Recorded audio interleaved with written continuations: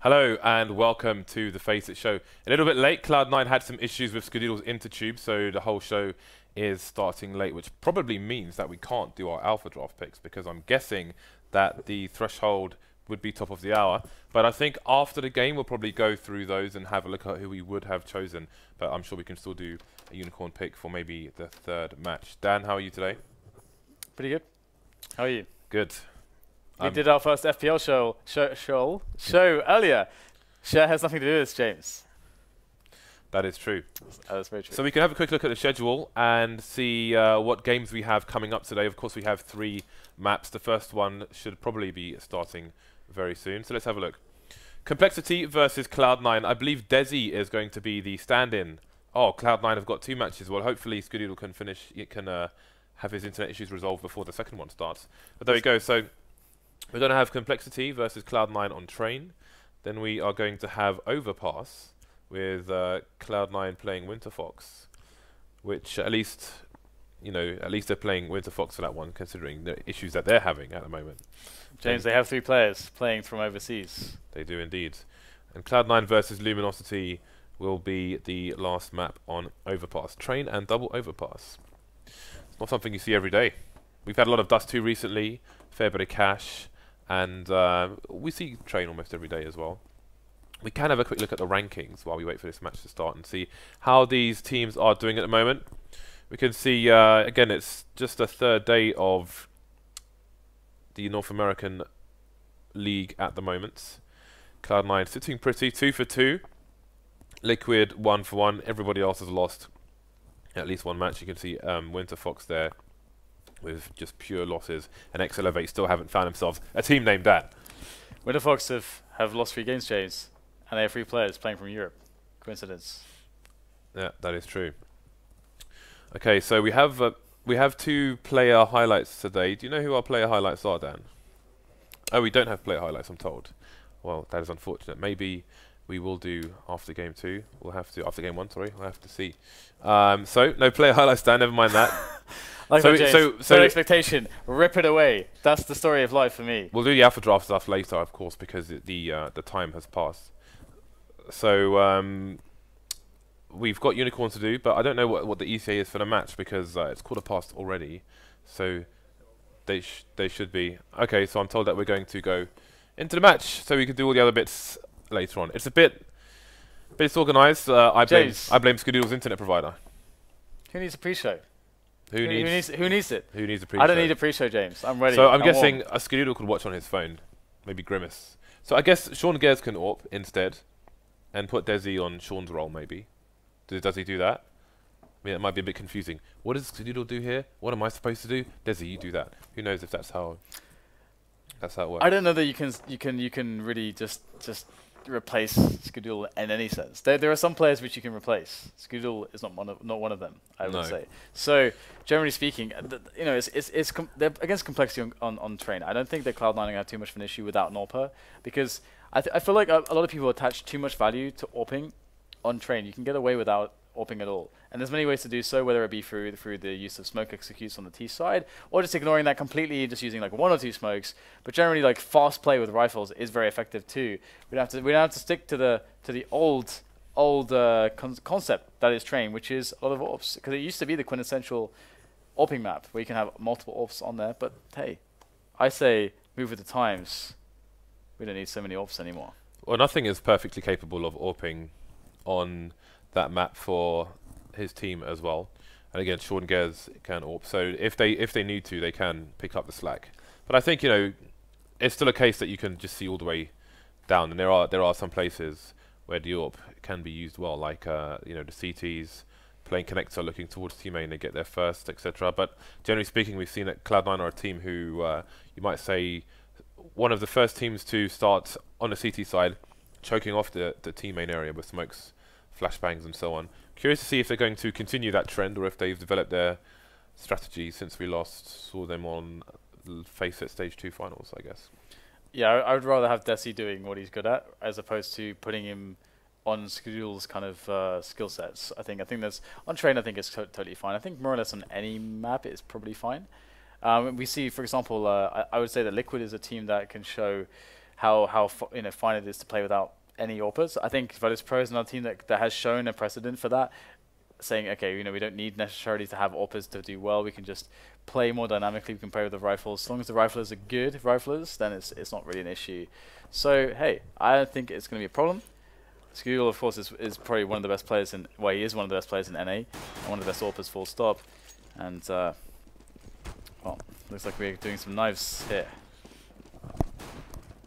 Knife. Okay, so we are in the game live. And, well, people dying down, basically. What more is there to say? So complexity win. Let's see if they choose CT side. I don't like the shadow daggers, James, because I'm a purist, and there should only be one knife in this game. If you're able to wield at any one time. Yeah, I do find that quite a departure from the norm, as well. Actually, it's wrong. I did tweet at the time and say this is you know, one of the kind of pop culture things in Counter-Strike. Maybe a bit of that's being lost with the fact that there are, you know, a weapon with two. But then the question is that okay or is it not okay? It's not okay. I don't accept this. I like change, but there should not be two knives. Unless you can throw the knives, then it would be very badass, and I would accept that. But this is not as badass as throwing knives. It's just holding two knives. It sucks. Let's stick to one knife. Well, there we go. Dan has spoken. Alright, we appear to be lacking the teams on either side on the HUD. Indeed. Can we double escape this? I think that might fix our problems. No, it won't. It won't actually at all. So we'll have to use our imagination. There are two teams in this game, and we will have the push coming into the A bomb site here. All the T players are going for the yard push, and so far we're going to see a pretty interesting situation. So one goes down for Cloud9 on the T side. freakazoid will take down SEMPHIS towards connector. Things looking rather problematic for the complexity side. As what? The bomb got defused in the smoke. LOL. I did not even catch that, but the bomb will be defused in the smoke, and Cloud9 with an absurd. Spit it out, mate. Come on. I don't think I can, James. An absurd oversight into this round. They did not see the defuse happening. They did not hear the defuse happening. Maybe there's too much in the way of noise, too much in the way of sounds and visual, but they did not catch the defuse there. So annoying situation, losing a round like that. They had a pretty strong advantage before the situation where they didn't just understand that there's someone actually defusing and they need to kill that person. So we're going to have a situation here where Complexity are going to be playing against a force buy. Or, well, actually we haven't seen because we can't see what everyone's starting with, but judging on what I just saw out of nothing, he's got a Molotov. Therefore, it would be likely that... Okay, yeah, they've actually gone for a force buy here, getting the bomb down, going for the force buy, and that means that we can see an execute on TA's side. But there is a couple players on Ali side of things, and sancz will take down nothing as well towards the front of the train yard, meaning that Cloud9 kind of need a pick to get in here, and that's not really the ideal situation when you're in a buy like this. You want to just be able to get into the positions, and right now sancz is going to be denying that. He'll take down two more players, and that will be a 2 versus 4 situation in favor of the CTs, in favor of complexity. The desi, the stand-in here for Skudul, the stand-in for Cloud9, is looking for a kill. He'll find one onto SEMPHIS, and that will make it into a 2-on-3. As Cloud9 move their way in, and Shroud is proving he is mechanically a beast as we know him. And here it is, another great frag from Shroud. He's alone in this 1-on-1. And there it is, finds the next kill onto valens. Great stuff there from Shroud. And that will be Cloud9 saving themselves just barely, as that was a horrible round for both teams, to be honest. I mean, we'll see the instant reset there onto the CT economy of complexity from Cloud9. So they've done a good job. It wasn't really a situation that may even have been anticipated for complexity, because they saw that Cloud9 did get the bomb down in that first round. So they may have been thinking, okay, you know what? Well, you know, they're going to be on a Glocks. They're going to be saving their money for that third round. They're going to get those AKs in, and that's when things get dangerous. We can just have a nice round, or we can build some money. But no, that was not the case. Instead, we saw the force buy out of Cloud9. They went with the push, and it wasn't even an execute like you normally would expect from the second round force buy after the bomb plant from the T's. No, it was not an execute. They managed to just pick up the kills there. Shroud picking himself up at that AK, or the AK being dropped to him, and that was enough. Again, we just saw excellent individual play from the team, And that's something that you would expect that Cloud9 should have over everybody else. It's just great individual play. And we highlighted Shroud last night in our North American match. We had a nice clip of him. We saw him. We bigged him up. He was like, this guy is the mechanical monster of NA. And we saw that. Hopefully, while that issue is being resolved, we can restart the game, and hopefully the HUD will appear. There are many bugs in Counter-Strike, and that's a new one. There's always almost a new one every day. But yeah, if we can just kill the game, open it up again, then hopefully everything will appear hunky-dory. So you can see there's a bit of a config issue. I can only assume they loaded the wrong config. But that's being dealt with, and hopefully we will be back into the match soon. Well done. I was just casting Counter-Strike. I was just talking about Counter-Strike. That's what I do, James. Just in the flow. Yeah, because I realized that I was like in a situation where I'm like filling, and it's like, well, I'm filling, but I'm talking about Counter-Strike, but I'm not actually updating people as to what's happening, because clearly stuff is going on, but I'm not talking about it. I'm just talking about Counter-Strike. So I realized that I failed to inform our viewers, James, as to what the situation was, or how the situation was developing. So I apologize to you viewers for my lack of cognizance of the situation, but it's okay, because I bigged up Shroud. That makes it all fine. So who do you think, I mean, we've announced now that DreamHack Winter is going to be the location and date of the finals for FACEIT Stage 3, the final stage of 2015. TSM in Europe have qualified already, according to TSM. I don't know if any of us have actually done the math. Yeah, they won 8 games, so they qualified. But they've they've done the nerd and found out that they've qualified. What are your expectations from North America? As far as qualifications, if Liquid don't qualify, I'll be incredibly surprised, because they look better than Cloud9 right now, which is great. Great to see that that's actually happening. Cloud9 obviously should be qualifying as well. It's top 2 spots, right? So those should be the 2 teams that qualify. CLG, they did manage to qualify for the major. It was actually incredible that they managed to do so. They won 2-0 against FlipSide, which was pretty impressive, to be honest. The way that they won, like a lot of it, they had matches, and it kind of followed the trend of the tournament, that the teams that would play first at DreamHack Stockholm, they had their first game of the day. Cloud9 did this as well, and they just kind of had a blowout where they didn't play very well. They had a shaky performance, but then in the second match that really counted to go for the qualification. They managed to just have a crushing result against a good team. So I forget who Cloud9 played, but CLG they ended up playing FlipSide after barely winning their first match. They beat FlipSide 2-0. They looked like a really strong kind of European team. They had some issues here and there, but generally speaking, they looked really good. They're on the right tracks, more or less. So essentially it's like, do more of this. Like, this is what you just did. More of kind of this, and you'll be going in a good place. And they qualified. So CLG are a team that in North America that you expect good things from them. And so I hope to see that from the major they'll get the experience, and we'll get to see a new side of them as well, because CLG qualifying for a major is pretty sick, because outside of Team Liquid and Cloud9, you don't expect anybody to qualify for a major. Yeah, they didn't qualify for the FACEIT League. Peter got a nice bit of revenge there, if you will, taking them out. So I believe we are going back into the match now. That would be fantastic. So all is well in the world, and they are going to go just for the hard restart. Cheers.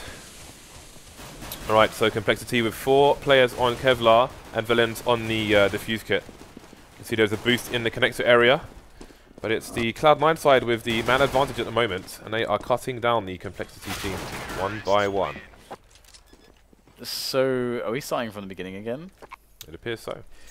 Interesting, because it's funny, because no matter what way you look at it, I think Cloud9 are going to be worse off, because they lost the pistol round previously and then won the second round, which puts you in a better position economically as the T side, as the CETA side, as any side really, to be honest. Anyway, we have a situation whereby Cloud9 they won this pistol round. They just have to defend against the force bite of the CT side of complexity, and Sean Gares will be moving in quickly with that Mac 10. First kill there for him, and he'll toss in the nade as well. The thing's looking pretty good here as his teammates go down onto the B-bomb site. Just running down and then running through upper. Oh, and the jump shots there with the P90 onto roca. And Cloud9 will have the bomb site and likely the rounds. See if complexity can hold on to anything here or try and save that scout. There's one frag. onto Sean Gares. Nothing coming in for the cleanup. Ooh, Dink. But he's going to survive for now. And autimatic again, going to try and save that scout. There's a few seconds to go on that bomb though, so he's looks unlikely. Desi will come to finish him off, so there we go. Nice anti-eco here by Cloud9. Or anti-force by rather. Anti-whatever. Anti-complexity round, you might say. Complexity going to be on eco now, so obviously we won't be expecting much. Man, these... What are these avatars called? Like Roca's avatar? Spoderman type avatars. They're everywhere now. Where's mine? They're all the rage, Dan. I don't have one. No one's made me one. Just put your face there, Dan. It'll be just as good. Oh, we've got a fast bomb plant maybe coming in. Cloud9 losing 2 players. Oh, nothing actually, indeed. Jumping on the train, just making sure nobody's close by. With limited numbers, he's going to opt to go for the fake. Nice punish onto roca by desi. Leaving SEMPHIS alone. That old Elevate lineup was quite fun to watch. But it's gone now. Just like the old Denial lineup. Yep. So your lineup's crumbling to the passages of time. I like that. Passages of time. That's nice. Yeah. I'm a poet. I am a poet. Don't do it. Freakazoid still has nothing to show for himself in 3 rounds. I find this perplexing and ultimately disappointing. It's a team game, mate. And no longer can I be a fan of him. Not that I ever was. Anyway. Wow, okay. Well, sancz going for the defense there.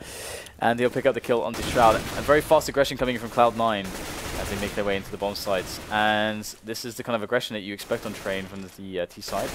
Oh, nice. You have to be joking, mate.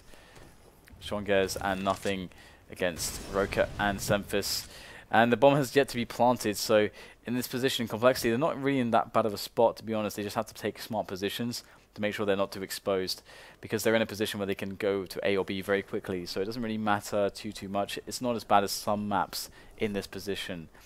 And Sean Gares just covering the flank at the moment, and as his teammate nears the bomb side A, he can start to look at more positions to try to understand who is standing where and how he can help his teammate get onto the bomb plant safely. Because when that bomb starts to go down, the issue is that the CTs can pop out of their hiding places potentially. So Sean Gares needs to be able to cover nothing as he goes for the plant. And nothing has spotted the barrel, and he will proceed to execute his opponent in SEMPHIS. And in comes roca now.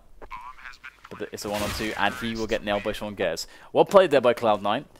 And complexity down 4 rounds into this train match, and it could get much worse for them, as we have a great economy going for Cloud9. In fact, nothing had $10K. Has he died yet? Yes, he's died once. He's died once, James. But he came back. He came back from the dead. Lazarus Pit style. Yeah. So complexity, spending what little money they have.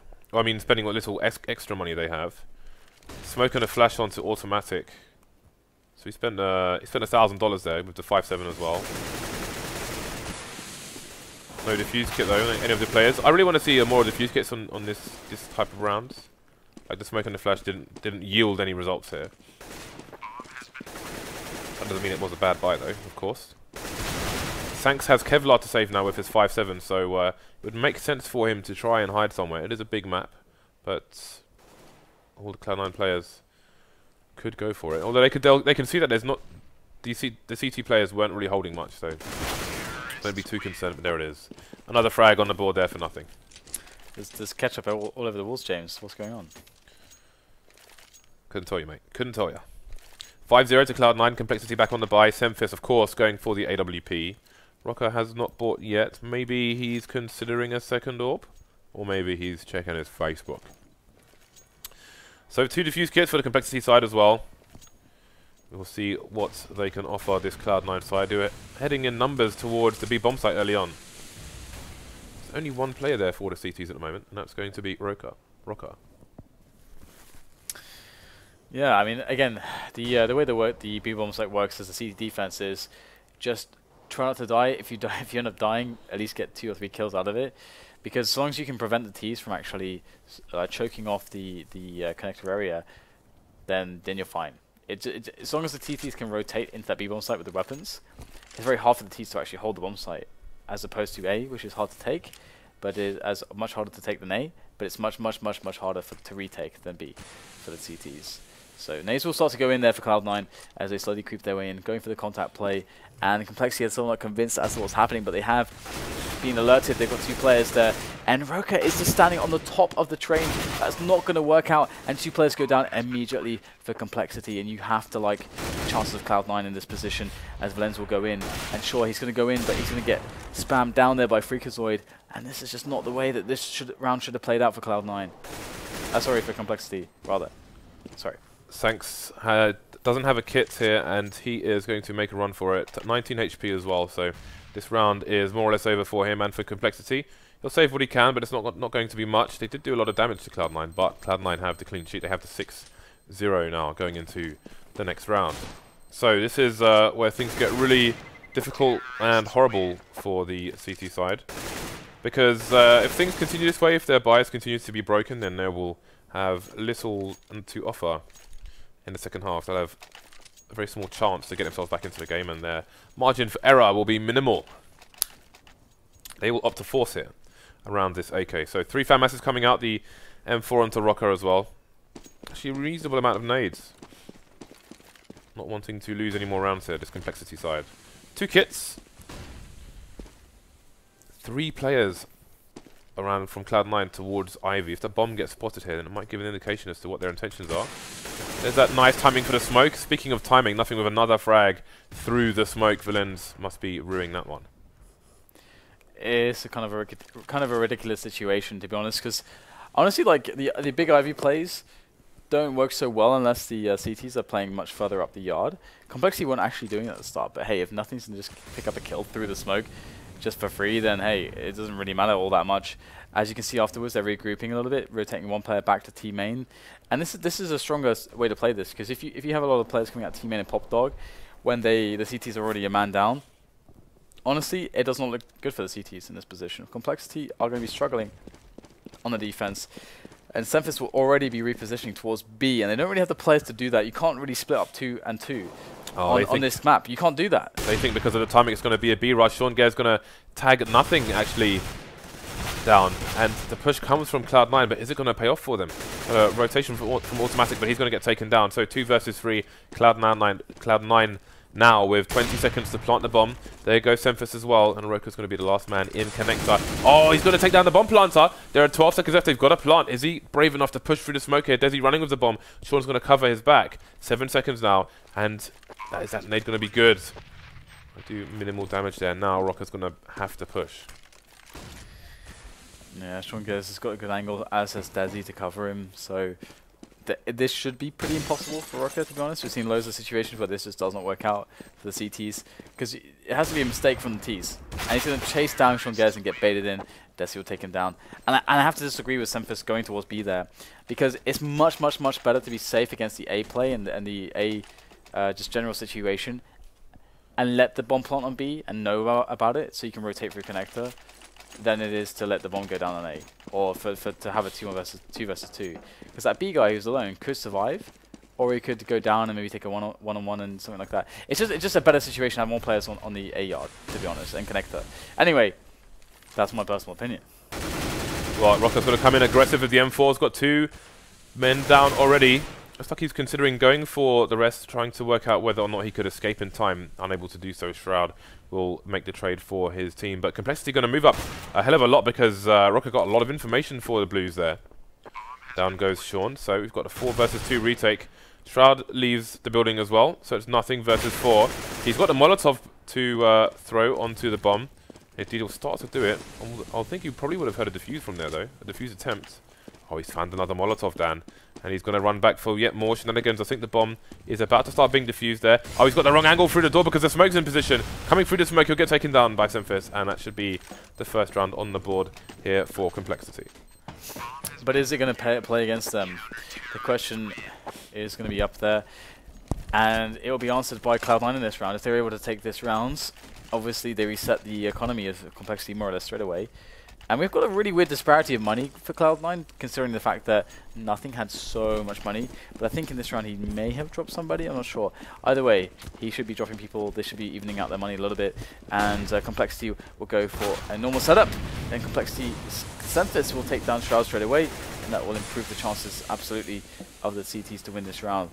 As they have hindered the push, they thinned it out, but the kill will come in for Gares, and that will actually open up a possibility for a bomb plant. But that said, Complexity have a player, I believe it is going to be roca, who's actually rotating through the pop dog, so that could basically shut down this round for Cloud9.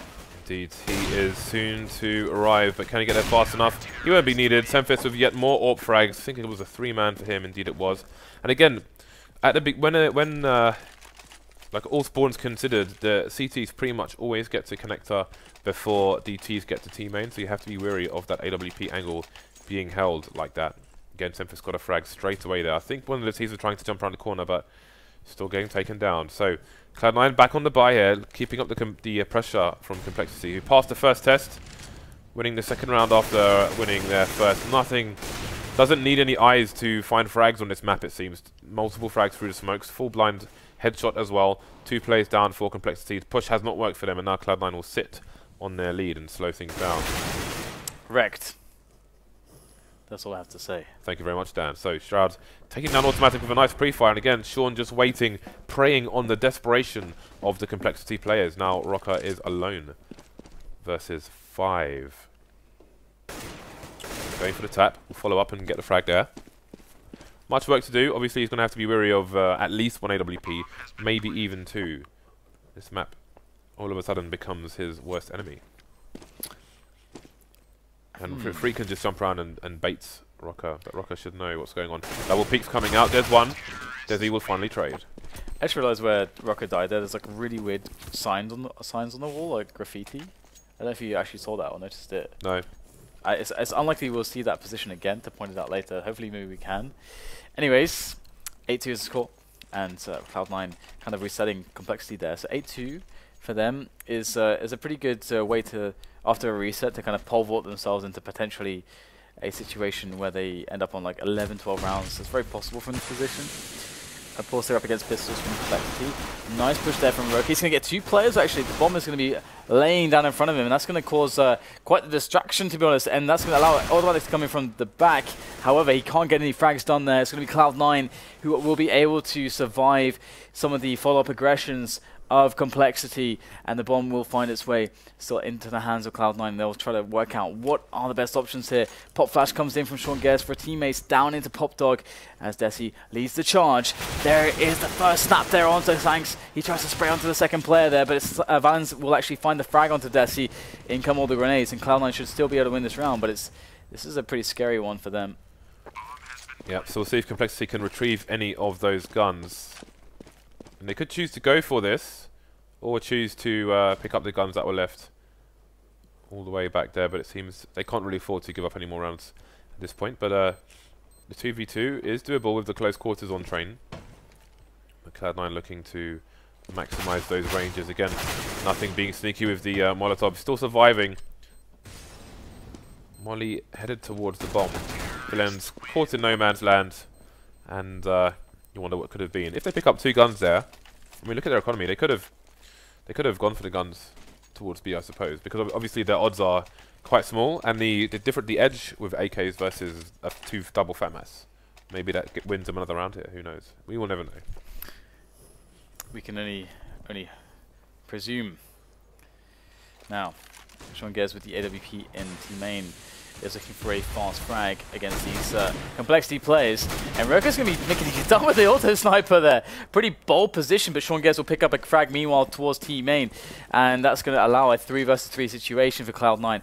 Gives them a lot of space to work with as to how they decide to position themselves for an attack onto either the A or the B bomb site. Honestly, there is so much they can do with this position, and we'll have to see whether or not they can make it happen. But Complexity have good positions. They've got a forward man on Pop Dog and T-Main. That is a really good way to shut this down. I like how they got 3 players on A. This is really smart. And autimatic could absolutely crush this round for Cloud9 if he hits the first shots.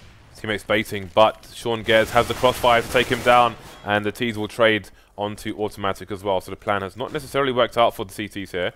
Gares has the right angle as well. Will he hold it long enough? He will. Thanks to the jump Try and go for the crouch peek there, but not fast enough to stop Sean.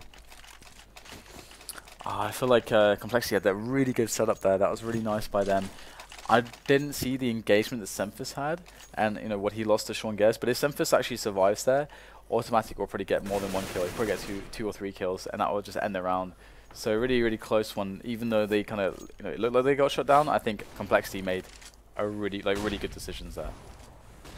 Okay, so Cloud9 with 3 people towards Ivy. They will see no challenge, no smokes, no anything. They're just going to move straight down, and now the Complexity players on the A side are going to be squashed between T-Main and Ivy. See him getting taken down autimatic with just 1 kill. Is he going for the raw plant, but he knows there's a player behind Electric. He gets taken down as well. It is another Rico round for Complexity. We're never expecting a lot from it. Roca. Well, Roca. Last one standing, not for long. The banana is taken by nothing. So storming half so far from Cloud9. Indeed it is. Now, Complexity. Oh god, James. This looks terrible. It sucks. The Complexity. They got double ops though, sancz and SEMPHIS. Sancz is he is without any armor. There's nothing to protect him against the elements. The elements of Cloud9, which appear to be quite violent. And they'll be moving actually with 3 players up alley, and this could be really good for Complexity because of the setup that Complexity have is pretty strong to deal with this. They've got more or less 4 players in close proximity, and freakazoid, who was able to maybe make a distraction by quad, is going to go down immediately to the grenade. So honestly, Complexity, they look way ahead in this round at the moment with the setup. But it's all going to come down to these shots as we see these entries, and nothing's going to pick up the first one. Ooh, SEMPHIS and sancz with stereo AWPs, taking down the Pop Dog player as well, so this is a great opportunity for Complexity to get back into the game. Now it's going to be a case of survival if it even goes that far. sancz going down, so this is becoming expensive for Complexity. Nothing, again, we have seen some highlight videos of him AWPing on this map, but he will have to find the right angles. Now it becomes a guessing game. Complexity will try to position themselves accordingly. So autimatic going for the longest flank NA. So nothing has moved towards Ivy now. He's got a bomb, and he has 30 seconds on the clock. He could not surely be running all the way to B. No. Okay, he's going into main, and he's going to be heard soon. You can see autimatic turning there. He hears the footsteps, even though you don't at home, and down goes nothing. Valiant attempt, but couldn't get it done in the end. 11-3 now, in favour of Cloud9. Was it really Valiant, James, or are you just saying that because you wanted to say Valiant? Well, he got 1 frag. He killed 1 person. It's 1 frag. Valiant, James. No. I disagree. When you're against 3 people, it might be. Okay. I concede immediately. Fine, you win. Okay, we got the next round playing out here. Last round of the first half. Cloud9 already with 11 rounds, so they're pretty comfy, cushy. A mix of comfortable and cushy. It is comfy as Cloud9 look to try to push these 4 positions. Autimatic though will snap down freakazoid with the Mag 7 and switch out for the AK and promptly spam away before falling away and realizing that he is the man. He realizes, James, that he is the man. Well, Cloud9 had one of their legs chopped off. Oh, please no. You see the AWP moving to upper B. They're trying to get a pick here, trying to even things up. If Sean is brave enough, maybe he can get an angle on towards the connected player, but Roca is just ready and waiting for him. Down goes Sean. So heavily disabled now are the T side with 3 people versus the 5 of Complexity. And it looks like they're going to try that rush towards the B-bomb site with the nades they have. They've still got 3 Molotovs. You can see them still posturing, moving around. Here comes Shroud, maybe looking to find an entry. Will he spot the player above him? Roca on top of the site now. They know he's there, but down goes Shroud with the bomb. Nothing soon after, so it's desi versus 4. Autimatic coming in from the side. Very quietly indeed, and desi, can't imagine he's going to last long in this situation. And down he goes. So 4 rounds in the first half for Complexity. Much work to do in the on their T half.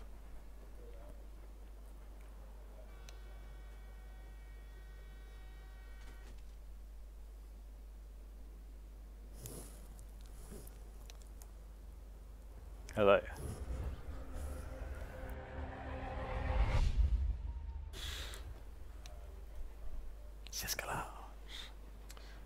Bish bash bosh. Okay. Okay. Oh, streamers are not ready yet. I am a streamer, James, and I am ready. This is ebot's lying. Why lie? I didn't know that ebot was programmed to lie. So they don't know what to tell you, Dan. That makes me a bit worried that ebot can lie, because it means it has its own agenda, James, which means that it has sentience, James, which means that we're closer to Skynet. That makes me afraid. You make me afraid sometimes, Dan. 4 players on both sides with Kevlar. Valen's going to be the nade man for the T's. And Sean, the nade man for his team. But he's going to be finding the headshots as well towards Ivy. That is a great start there. Nothing finding more headshots as well. SEMPHIS with what could be a consolation frag at this point. It's 2 versus 4 here. Valen's to go down as well. Now it's SEMPHIS versus 3. Got himself a 1 versus 1. Has to reload, however. freakazoid just holding the angles. Going to have the 1 tap to finish him off. So that's going to be pretty bad for Complexity. One would expect the force here, as they are 8 rounds behind, with Cloud9 4 rounds away from the match. Valens has 1 frag, James. I'm sorry to sell it to kind of point you out there, Valens, but I think he requires more frags. But you have 1 frag, sir, and that is frankly insufficient. Well, thanks for that. So, Complexity, what is their play? They kind of huddle. They have options towards B or Pop Dog. They've got actually 4 smokes here, so they can throw that smoke down towards the connector area. And maybe 1 upper to try and burst out together. They could even throw it in between the train channels as well. I think that's what we might be seeing here. So there's the deep one in upper. You can see the one towards connector. I think they're just going to make an entire wall of smokes here. Shroud's going to try and play through the smoke and get 1 tap with the Tech 9 up close. Desi coming in as well. Man advantage for Cloud9, but one of the weapons they have to retake with is a scout. Will they get any kills with it? Yes, they will. Sean to take down automatic with a headshot, no less. He's heavily tagged already. Valen's going to sneak through the smoke with the MP7. Will it be enough, though? There's no kit on these remaining CTs, but there's only 1 player remaining here for the T's. That's SEMPHIS. He's going to see Freak. He's going to kill Freak, and now the CTs are running out of time to take it. I don't think they can do this, Dan. Well, SEMPHIS has got no armor, but... Oh, he's been holding it. James. So it was Operation Meat Shield for Sean. Do you know what's nice about this round for Complexity? Is that, for a moment, James, they believed it was possible, but they were wrong. But there was a moment where they were like, oh, maybe we can do this. And there's merit in that. There's merit there, James. Tell me more, Dan. Don't really. Valens is on 2 kills now, by the way. So roca's the only one with Kevlar. And the rest of the Complexity side are running around naked, essentially. That's how I like it. It's going to be a long night. So, two T's towards Ivy. And Sean's gone down with the scouts. I don't think his players will be too concerned, as almost none of these players have armor, other than roca, who is the first to fall for the Complexity side. The 1 dig, though, going to make things a bit worrisome for the CTs. 3 players left. Nothing down to the pistol will be enough. Cloud9 march on. God knows what insight you have for us now, Dan. I have a lot, but I'm going to try to save it, James, because there's only so much that the mortal men can handle. Now, 14-4 is the score, so Cloud9 are close. They're close to closing this one down.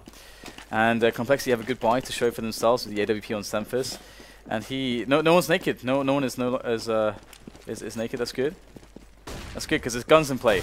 Great flash though from freakazoid. That's going to achieve nothing because he's going to die first. That's going to achieve nothing. Well, we've got trades coming in. The variants of the corners of these trains will be in play now. And it's going in no one's favour just yet. SEMPHIS, last man standing. He's got the AWP. Now it's just the 1 versus 1. Shroud making his way across the site. Will SEMPHIS be able to read this? Seen him. They're going to dance and juke around. And Shroud now coming from the back. Just getting the knife out so he can walk a little bit faster. Get over here a little bit faster. SEMPHIS has no idea where he is. And Shroud brings Cloud9 to match points. I hate these daggers, man. They suck. That's my personal opinion. I bought some. I will keep them because then I won't want them because I have them, which is quite stupid. It's like the glass of water next to your bed at night. They sit on my second account, which I play on maybe once a month. All right. Well, Cloud9 on match point now, so things looking rather splendid for them. And we'll have to see whether or not they can keep the ball rolling. Complexity do not really have a sufficient buy, and we'll see a lot of pushing, a lot of aggression out of them. And roca's even going to push himself up alleyway. He'll get eliminated eventually by desi, but a 3-on-3 situation is in action. As we have the push coming in from the back, it's going to be Sean Gares. He'll get a kill, and then he'll go down, putting it back to a 2-on-2. But autimatic has the AWP, and there are fire, James. There are fire? There are fire. I will. That makes sense, I'm sure. Bomb is still in control of the complexity side. SEMPHIS on the AWP, though, is always going to be dangerous. Probably the most dangerous player of these four at the moment, although the onus is on them. But again, look at the design of the map. Means Cloud9 will be stretched all over the place, trying to play the safest positions possible, the utmost unsuspecting positions possible, in order to simply survive. SEMPHIS looking for the hunt, but autimatic will do the job for him. So they're going to assume that the other player, since there's no trade attempts, is going to be coming from A. Now they will move to identify his position. desi coming in. He's trying to bait them out here. Oh, SEMPHIS has missed a shot, and desi's going to take him down. Down to the 1 versus 1 now.